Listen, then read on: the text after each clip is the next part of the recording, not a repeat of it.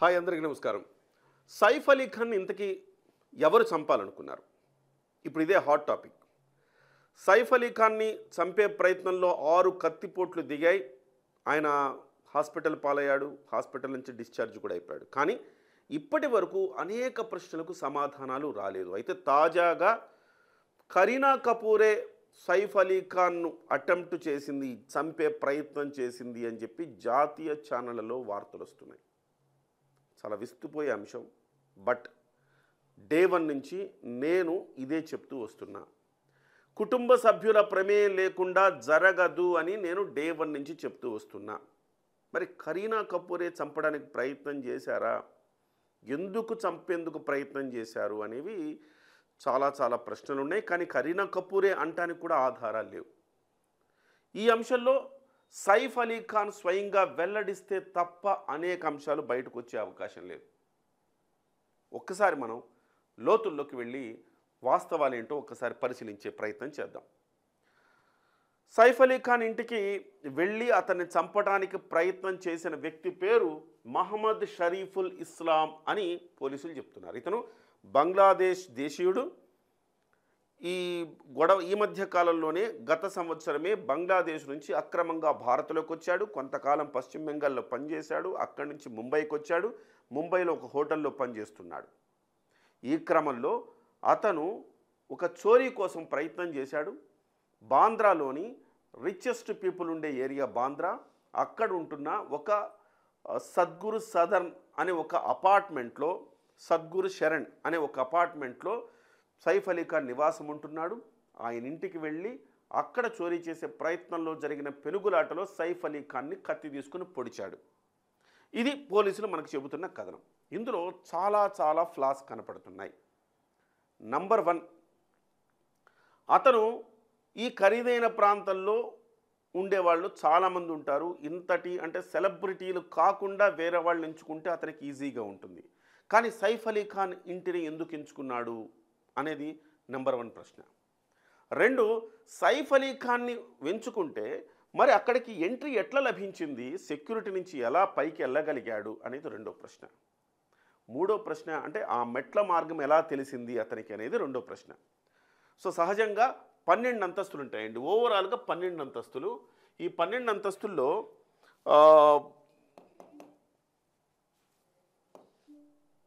ఇక్కడి నుంచి మళ్ళీ రీటేక్ తీసుకో. సహజంగా ఈ అపార్ట్మెంట్లో మొత్తం 12 అంతస్తులు ఉన్నాయండి. 12 అంతస్తుల్లో 9, 10 కలిపి ఒక ఇల్లు, 11, 12 కలిపి ఒక ఇల్లు, అంటే డూప్లెక్స్లు అనమాట. ఈ డూప్లెక్స్లు కూడా ఎక్కడ ఎలా ఉంటుందంటే ఈ అపార్ట్మెంటు మొత్తం 12 అంతస్తుల్లో 6 ఇళ్ళు మాత్రమే ఉంటాయి. ప్రతి ఇల్లు కూడా డూప్లెక్స్ హౌజే. ఇందులో ఈ 9, 10లో మాత్రం మొదటి భార్య పిల్లలు ఉంటారు. సారా ఇబ్రహీం ఉంటారు, అక్కడ నివసిస్తారు సైఫ్ అలీ ఖాన్కి సంబంధించి. 11, 12లో సైఫ్ అలీ ఖాన్, కరీనా కపూర్ పిల్లలతో ఉంటున్నాడు. మరి 12వ అంతస్తులో ఉన్న సైఫ్ అలీ ఖాన్ని చంపటానికి అక్కడ చోరీ చేయడానికి ఇతను వెళ్ళాడు. నిజంగా చోరీ చేయాలనుకున్నవాడు 1వ అంతస్తులను, 2వ అంతస్తులను ఈజీగా టార్గెట్ చేసుకుంటాడు. కానీ 12వ అంతస్తులో ఉన్న వ్యక్తి దగ్గరికి ఎలా వెళ్ళాడు? 3వ ప్రశ్న. 4వ ప్రశ్న, ఈ మెట్ల మార్గం నుంచి 8 ఫ్లోర్లు మెట్ల మార్గంలో వెళ్ళాడంట. అక్కడి నుంచి పైప్ లైన్ ద్వారా వెళ్ళాడంట. అంటే పైప్ లైన్, డక్ట్లో ఉండే పైప్ లైన్ పట్టుకొని 9వ అంతస్తు నుంచి పైప్ లైన్ పట్టుకొని ఎక్కాడు. అంటే 8వ అంతస్తు వరకు సాధారణంగా వెళ్ళిన వ్యక్తి 9, 10 కూడా సైఫ్దే కదా.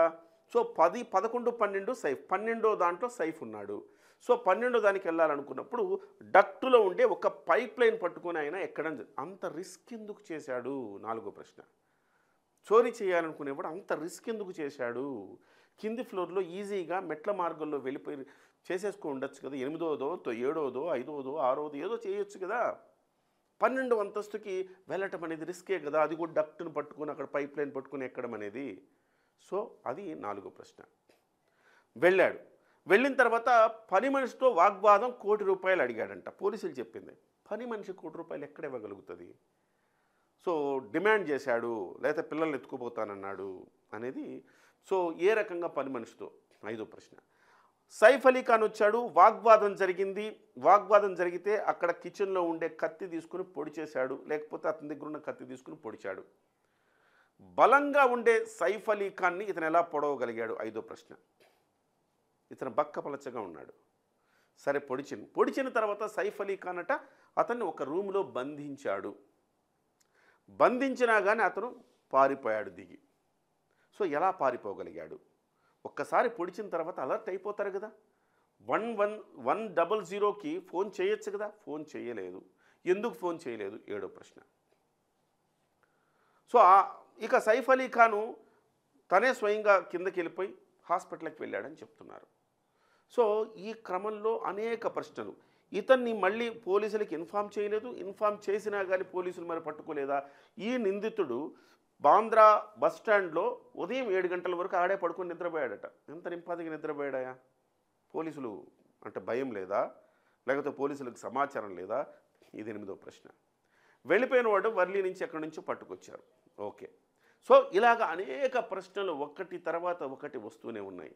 ఇప్పుడు తాజాగా తెలుస్తుంది ఏంటంటే పని మనిషి వైపు అన్ని వేళ్ళు చూపిస్తున్నాయి. ఇప్పుడు మహమ్మద్ షరీఫుల్ ఇస్లాం వాళ్ళ తండ్రి ఏమంటున్నాడంటే, మా వాడి మీద ఒక్క కేసు కూడా లేదు, ఇంతకుముందు ఏ చోరీ చేయలేదు, ఉంటే పోలీస్ రికార్డుల్లో ఉంటుంది కదా, బతకడానికి వలస అక్రమంగా భారతదేశానికి వచ్చాడు, మావాడు అలాంటి పనులు చేసేవాడు కాదు, ఇటీవల కాలంలో వాళ్ళ హోటల్లో కూడా మంచిగా పనిచేస్తున్నాడని రివార్డు కూడా ఇచ్చారు, దయచేసి మావాడి వెనక ఏదో జరుగుతోంది, అసలు ఆ నిందితుడు పోలికలు మావాడుకున్నాయని పట్టుకున్నాడు కానీ అసలు వాళ్ళు సీసీ ఫుటేజ్లో విడుదల చేసింది మావాడు కానే కాదంటున్నారు. ఇక్కడ మొత్తం బూమ్రాంగ్ అవుతోంది. పోలీసులు చెప్పింది కట్టు కదా అని తెలిసిపోయింది.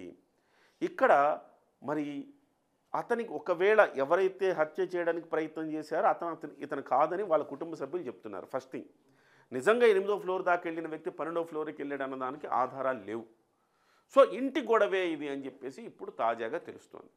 ఇంటి గొడవ పెనుగులాటలో కరీనా కపూరే కత్తితో పొడిచింది, కిచెన్లో ఉండే కత్తితో పొడిచింది. అది ప్రొఫెషనల్ మర్డర్ చేసే నైఫ్ కాదు కాబట్టి, అది అంత బలం కూరగాయలు తరిగే కత్తి కాబట్టి విరిగిపోయింది అని చెప్తున్నారు. సో కరీనా కపూర్ కూడా తాను ఒక పార్టీలో ఉన్నానని రాత్రికి ఇంటికి వెళ్ళను అని చెప్పేసి ఒక పోస్ట్ పెట్టింది. కానీ ఆమె అదే సమయంలో ఇంట్లో ఉన్నారు కాబట్టి ఆమెకు ఇందులో ప్రమేయం ఉంది అని చెప్తున్నారు. సో ఇక్కడ రకరకాల కోణాల్లో మనం మహమ్మద్ షరీఫుల్ ఇస్లాం ఇతను కాదనుకుందాం. నెక్స్ట్ పని మనిషి, ఆ అమ్మాయిని విచారిస్తున్నారట పోలీసులు. నెక్స్ట్ కరీనా కపూర్ను కూడా సీరియస్గా విచారిస్తున్నారంట. వీళ్ళిద్దరిలో ఏంటి అనేది తేలాల్సి ఉంది. పని మనిషితో కూడా కొంత ఎఫ్ఐఆర్ ఉంది. ఈ కేర్ టేకర్ అనమాట, ఈ కేర్ టేకర్తో కూడా ఇతనికి ఎఫ్ఐఆర్ ఉంది అన్న మాటలు కూడా ముంబై సర్కిల్స్లో వినిపిస్తున్నాయి. అది కూడా ఒక కారణం కాబట్టి డ్రైవరే ఇది చేశాడనేది ఒక కోణం అది. అలాగే కరీనా కపూర్ తోటి ఏదో విభేదాలు ఉన్నాయి కాబట్టి కరీనా కపూర్ చేసిందని ఇప్పుడు తాజాగా చెప్తున్నారు. సో కరీనా కపూర్ చేసి ఉండొచ్చు, అలాగే అమృతా సింగ్. తర్వాత కీలకంగా మనం ఆలోచించాల్సింది, మొదటి భార్య అమృతా సింగ్ అంటే కీలకంగా మనం ఆలోచించాల్సింది ఏంటంటే 15,000 కోట్ల రూపాయల ప్రాపర్టీలు ఇటీవల కాలంలో గత 2-3 రోజులుగా దాని మీద ఉన్న ఈ స్టేని కోర్టు ఎత్తేసేయడం వల్ల 15,000 కోట్ల ప్రాపర్టీ ప్రభుత్వ పరం కాబోతోంది సైఫ్ అలీ ఖాన్ది.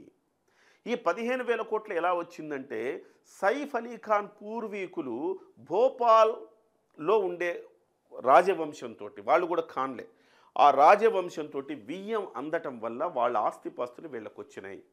వస్తే 1968 చట్టం ప్రకారం ఈ చట్టం ఏం చెప్తుందంటే పాకిస్తాన్కి ఎవరైనా వెళ్ళిపోతే వాళ్ళ ఆస్తిపాస్తులు ప్రభుత్వానికి దఖలు పడతాయి. కానీ వీళ్ళు పాకిస్తాన్ 1950లోనే ఆ భోపాల్ సంస్థానాధీశులు వెళ్ళిపోయారు. వాళ్ళతో బియ్యం ఉన్నందువల్ల మాకు చెందుతాయని వీళ్ళు అనుభవిస్తూ వస్తున్నారు. 1968 చట్టం ప్రకారం మీవి కాదని చెప్పి ప్రభుత్వం వెనక్కి తీసుకునే ప్రయత్నం చేసిన తర్వాత అనేక మంది దాని చుట్టూతా మూగి ఆ 15,000 కోట్ల రూపాయలు ప్రభుత్వ పరం కాకుండా కాపాడే క్రమంలో సైఫ్ అలీ ఖాన్ కుటుంబ సభ్యులతోనే కొంత వాగ్వాదాలు, కొన్ని వివాదాలు నడుస్తున్నాయి. కాబట్టి అందులో ఎవరైనా ఈ పని చేసే అవకాశం ఉందా అన్న కోణంలో కూడా పటోడి ఫ్యామిలీ నుంచి కూడా కొంత ఉంది. సో ఇప్పుడు ఈయన 10వ నవాబు వాస్తవానికి పటోడి సామ్రాజ్యానికి, పటోడి జమీందారీ దానికి. సో కాబట్టి దాని మీద కూడా కొంత వివాదం నడుస్తుంది. ఇలా కాక బయట శత్రువులు ఎవరైనా ఉన్నారా? పొడిచేదానికి ప్రయత్నం చేసింది ఒక వ్యక్తి అయి ఉండొచ్చు, కానీ అతని వెనక ఎవరున్నారు అనే కోణంలో పోలీసులు దర్యాప్తు చేయవలసి ఉంది. కానీ ఇక్కడ సైఫ్ అలీ ఖాన్ ఓపెన్ అయితే తప్ప వాస్తవాలు బయటికి రావు. సైఫ్ అలీ ఖాన్ తన మీద దాడి చేసింది ఫలానా వ్యక్తి, ఫలానా రూపురేఖలు ఉంటాయి, ఫలానా విధంగా ఉంటాడు అని సైఫ్ అలీ ఖాన్ చెబితే తప్ప రావు. ఇప్పటివరకు సైఫ్ అలీ ఖాన్ ఏం చెప్పాడనేది పోలీసులు వెల్లడించలేదు. మొత్తం మీద ఒక కాక్ అండ్ బుల్ స్టోరీ చెప్పారు ఇప్పటివరకు. ఇదే స్టోరీని కొనసాగించాలని పోలీసులు భావిస్తున్నారా? సైఫ్ అలీ ఖాన్ ఇంట్లో ఈ వివాదం, ఏదో ఇంట్లో వివాదం ఉంది, ఈ వివాదం సద్దుమణిగితే పోలీసులు ఈ కాక్ అండ్ బుల్ స్టోరీతో సరిపెడతారు. ఈ వివాదం కనుక సర్దుమణగకపోతే వాస్తవాలు బయటకు వచ్చే అవకాశం ఉంది. కరీనా కపూర్ ఈ సంఘటన జరిగిన తర్వాత ఆ రోజు దగ్గరుండి ఆటో ఎక్కించారు అని చెప్తున్నారు. అయితే కరీనా కపూర్ పక్క రోజు 11 వరకు తిరిగి హాస్పిటల్కి వెళ్ళలేదని కూడా చెప్తున్నారు. ఇవన్నిటిని కూడా నిగ్గు తేల్చాల్సిన అవసరం ఉంది. లేదంటే ఎవరికి వారికి తోచిన రీతిలో దీని మీద కథనాలు వచ్చే అవకాశం ఉంది. పోలీసులు ఒక స్పష్టత ఇవ్వాల్సిన అవసరం ఉంది.